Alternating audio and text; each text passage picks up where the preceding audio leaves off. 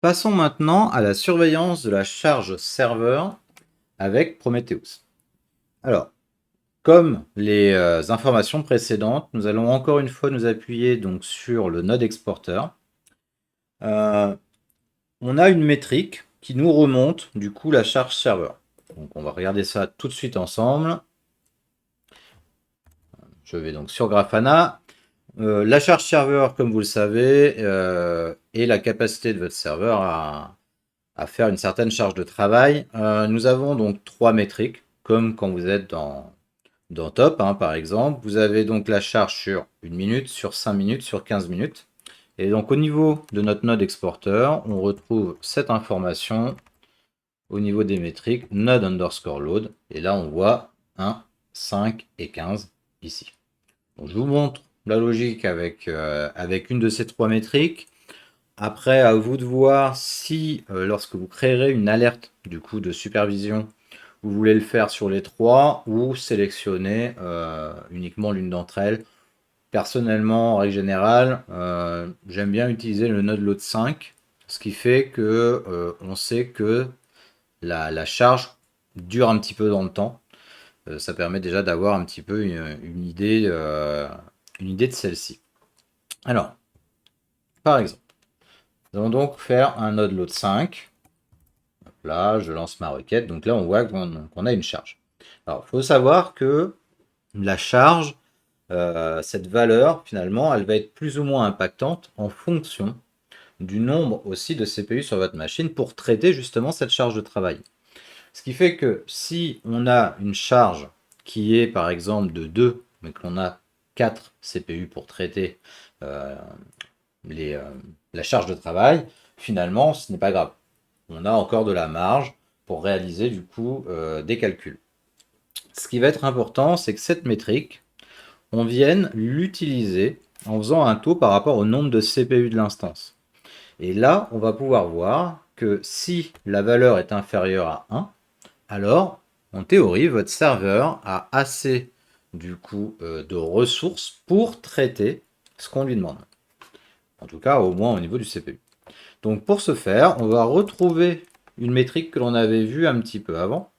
Donc pour faire notre taux, on va aller voir donc node load 5 divisé par node underscore CPU. Et là, on va pouvoir s'appuyer par exemple sur node seconds total. Alors, ce qu'on va faire, c'est que je vais reprendre cette métrique-là, l'ajouter dans une nouvelle requête. Là. Et donc, pour vous remontrer un petit peu ce que ça donne. On voit qu'on a les différents modes du CPU. Or, ce qui nous intéresse, si on veut compléter, ça va être finalement l'information de combien on a de CPU par instance.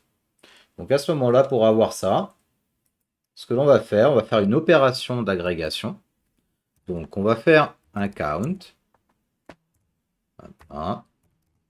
by instance.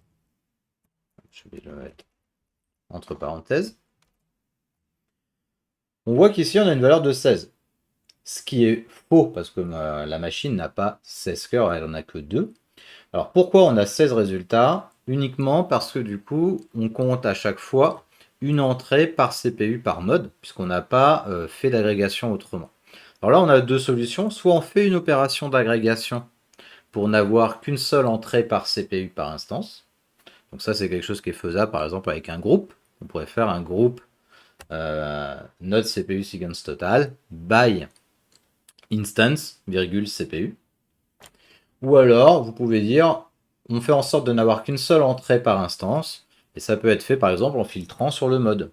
Donc on va rajouter ici un filtre, mode égale par exemple idle.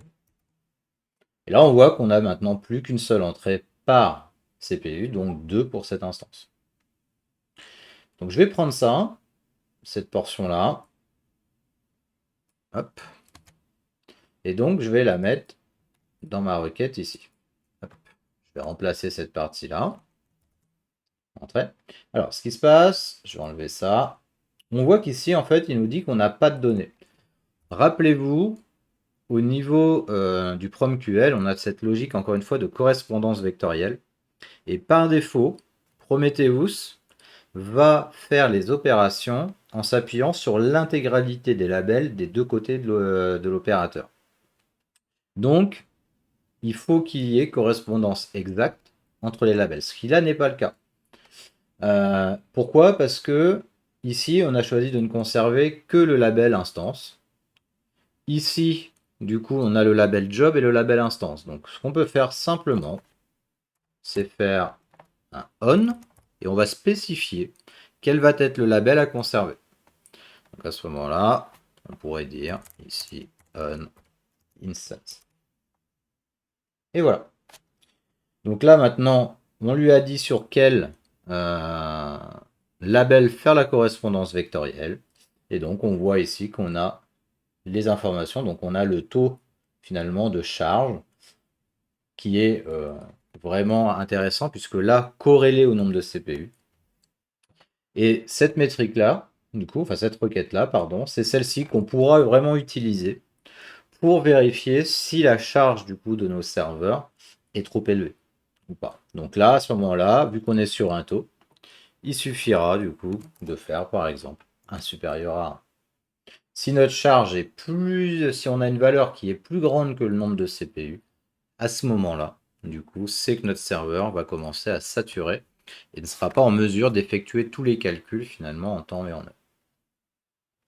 Au niveau donc de Prometheus, si je regarde un petit exemple du coup de cette requête, donc on a là ici c'était un node load 1. Mais même logique, on choisit quel est le label sur lequel faire la division.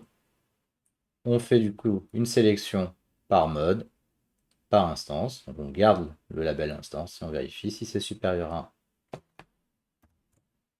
Et donc grâce à ça, vous allez pouvoir comme ça vous en servir pour créer des alertes de supervision qui soient représentatives.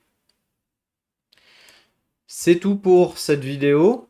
Je vous retrouve du coup bientôt pour continuer la supervision du coup d'un serveur Linux et nous commencerons à regarder la partie processus. À bientôt!